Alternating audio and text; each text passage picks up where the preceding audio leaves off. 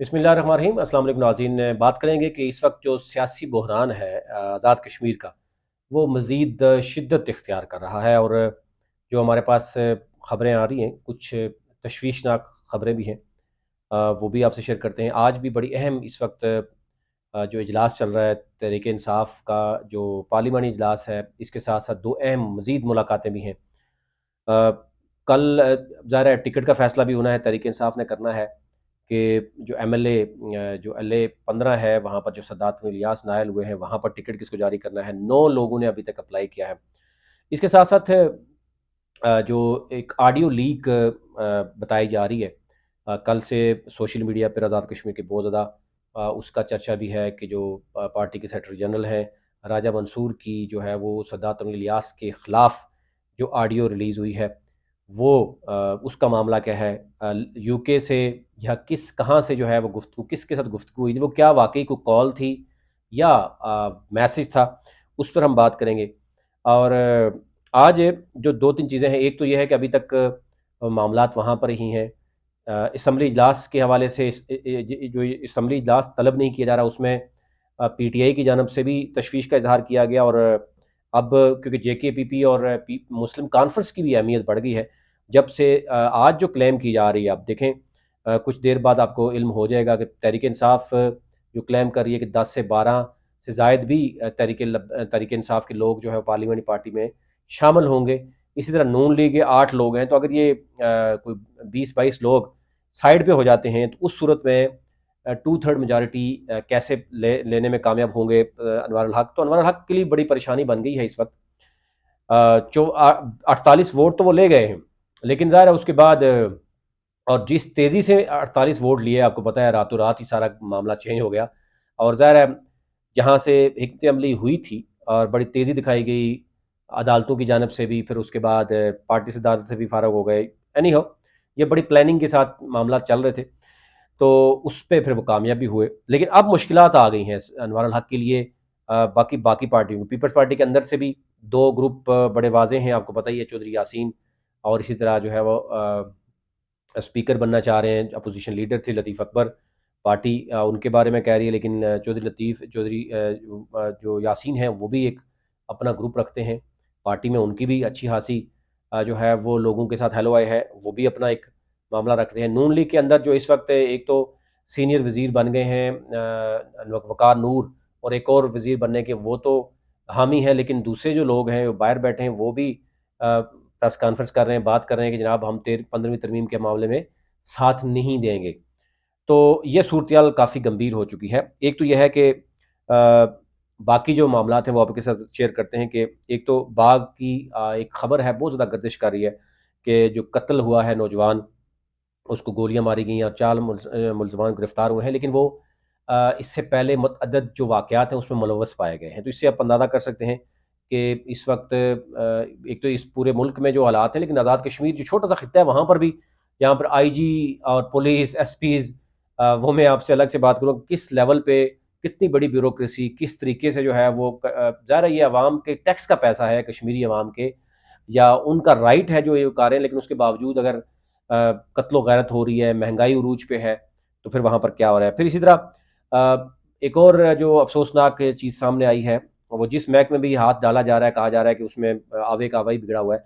Ranger police की जो जाली भर्तियों का इंकशाफ भी हुआ है, और वहाँ पर जो जाली जो भर्तियाँ हैं, उसमें सब इंस्पेक्टर अहमद हुसैन हैं, assistant sub inspector Mohammad Farooq और इसी तरह मोहम्मद नजीब और एक और एहलकार हैं, इनके खिलाफ कार्रवाई शुरू की गई है। लेकिन इसमें सबसे बड़ी गेम ये है कि जो एसपी रिटायर्ड होने वाले थे, उन्होंने ये सारी गेम की, पहले वो कहाँ सोए हुए थे। तो इसी से अंदाज़ा कर सकते हैं कि मुल्क का आवा ही बिगड़ा हुआ है कि एक जाली भर्तियों के बाद वो कई साल तक सैलरीज़ लेते रहे, लेकिन उसके बाद पता चलता है जाली वैकेंसी है। तो यहाँ पे अंदाज़ा करें, आपकी पुलिस भी जाली है, आपकी रेंजर भी जाली है, तो फिर आपके साथ क्या हो सकता है? फिर आप कहते हैं दहशतगर्दी जो है ना वो उरूज पे है।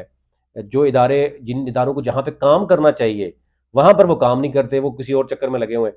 ये मामला जो है वो गड़बड़ काफ़ी इसीलिए जो है वो हो रहा है। एनी हाउ, खबरें तो बहुत ज़्यादा हैं, लेकिन फ़िलहाल इस पे अगर हम बात करते हैं, एक तो ये है कि कल जो ऑडियो लीक हुई है, वो मामला क्या है? एक तो ये है कि वो राजा मंसूर जो है, उनकी गुफ्तगू किसके साथ हो रही है? वो एक सीनियर हमारे ज़राए जो है वो पहुँच गए हैं वहाँ तक, लेकिन वो एक सीनियर मेंबर है और उनको ये ऑडियो पैगाम जारी किया गया। उनकी तरफ से भी एक वॉइस मैसेज जैसे व्हाट्सएप पे किया जाता है, ये मैसेज किया गया और उस मैसेज के जवाब में राजा मंसूर ने ये मैसेज किया, जो कि मैसेज जो है वो कुछ मेन यानी काफ़ी लोगों तक पहुँचा। उसमें इमरान खान समेत जो पार्टी के बड़े रहनुमा हैं उन तक ये मैसेज पहुँचा।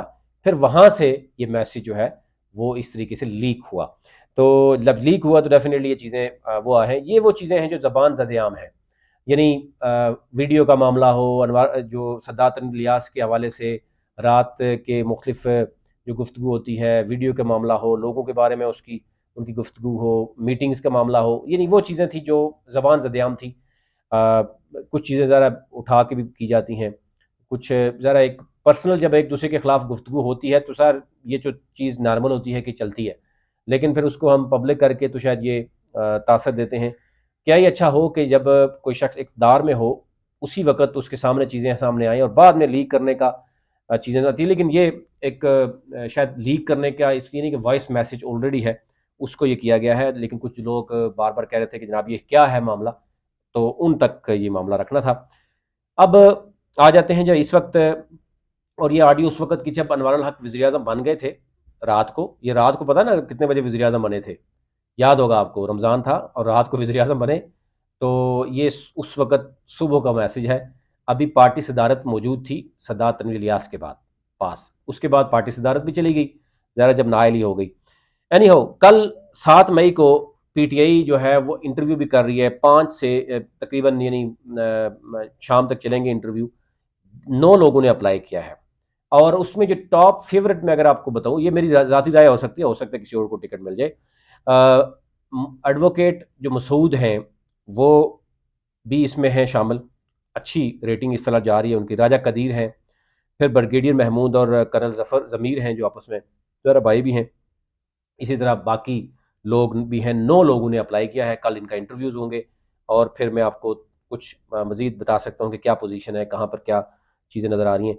इस वक़्त ज़रा पीडीएम जो है वो वहाँ पर पीपल्स पार्टी के दरमियान भी बताया, नून लीग अलग है, जेकेपीपी और मुस्लिम कॉन्फ्रेंस से भी कहा जा रहा है कुछ लोग राब्ता कर रहे हैं।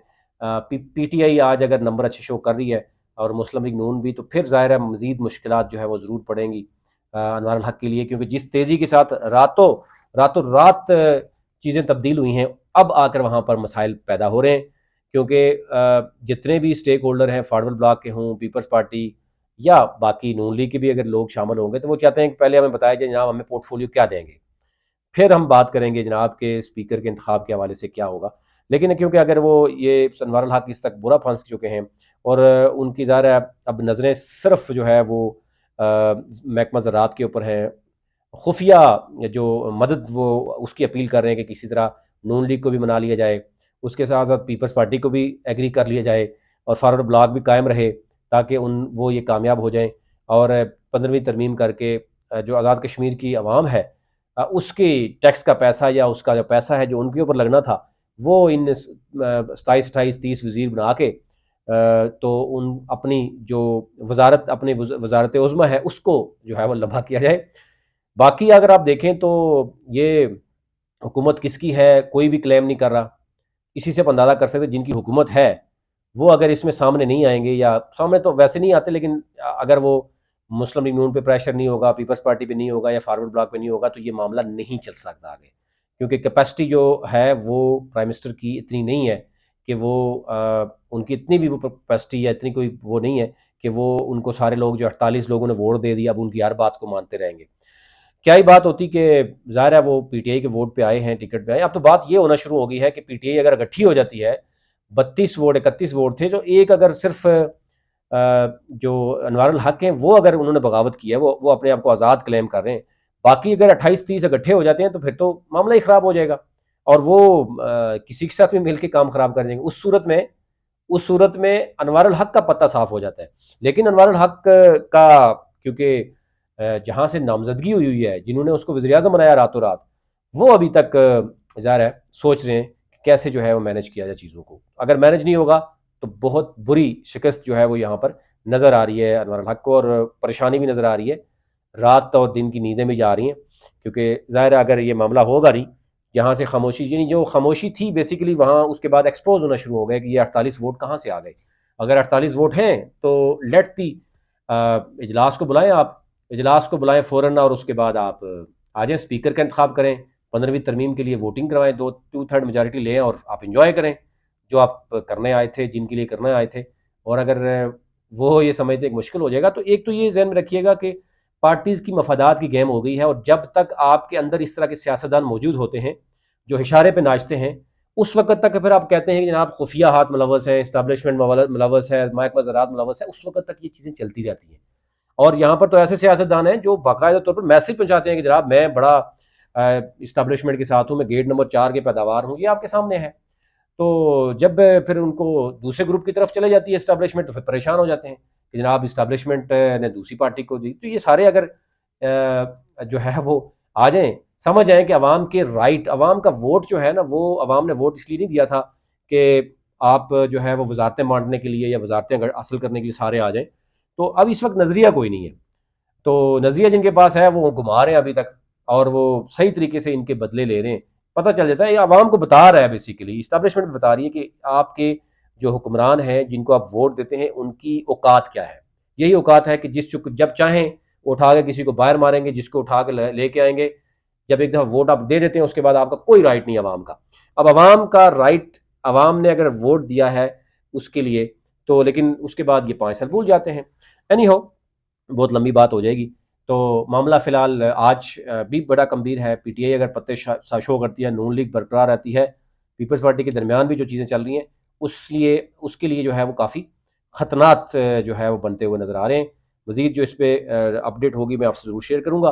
अपना अपने मुल्क का ख्याल रखिएगा, चैनल को सब्सक्राइब कीजिए ताकि हर आने वाली वीडियो आप तक पहुँच सके। बहुत शुक्रिया।